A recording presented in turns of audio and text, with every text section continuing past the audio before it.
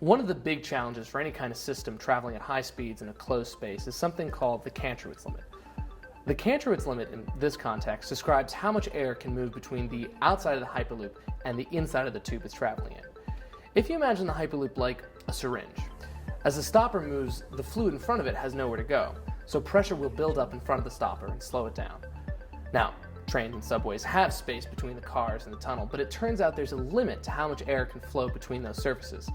So if there's more air being pushed by the train than can get around it, the pod starts to push a column of air in front of it that resists its motion. So, how would an enterprising engineer calculate how big a tunnel needs to be? Well, those calculations derive from something known as the choke flow equation.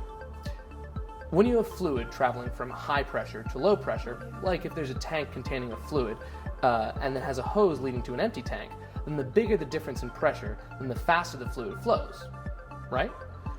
Well, it turns out that at a certain point, more fluid won't travel through the hose, even if you keep increasing the pressure. That situation is called choked flow. It happens when the fluid is too dense, too fast, and going through too small space. So if the Hyperloop goes too fast, the air can't move around it fast enough, and it'll start pushing a column of air in front of it, which will slow it down. That means back to the 5 hours driving through traffic or an overpriced ticket. So let's do some calculations and see if we can avoid that.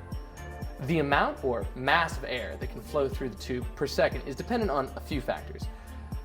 First off, how big the tube is, the cross-sectional area that the fluid has to move through, the density of the fluid, two fancy terms known as the specific heat ratio and the specific gas constant, which are dependent on the fluid in question, the temperature of the fluid, and the pressure of the fluid.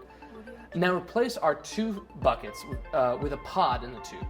For our calculations, we need to return to the choke flow equation, which shows that the mass flow is dependent on the area it's flowing through. Let's assume the tube has a total pressure of 100 pascals, which means it has a density of 0.0016 kilograms per meter cubed, the total temperature of 299 Kelvin, a specific heat ratio of 1.4, and a specific gas constant of 287 joules per kilogram Kelvin. The mass flow rate, or the amount of air that can flow, depends on the area. The area the air can flow through in this case is the difference between the inside of the tube and the outside of the pod. The smaller the area, the smaller the mass per second that can flow around the pod.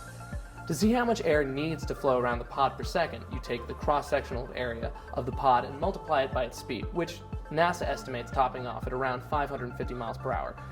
The difference between the two mass flow rates is the amount of air that can't move past the pod.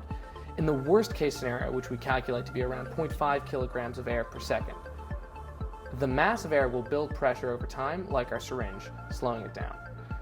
One solution to moving that mass of air from in front of the Hyperloop to the back is to put a pump or compressor on the front. With no air pressure to slow the pod down, it'll start approaching speeds of 550 miles per hour.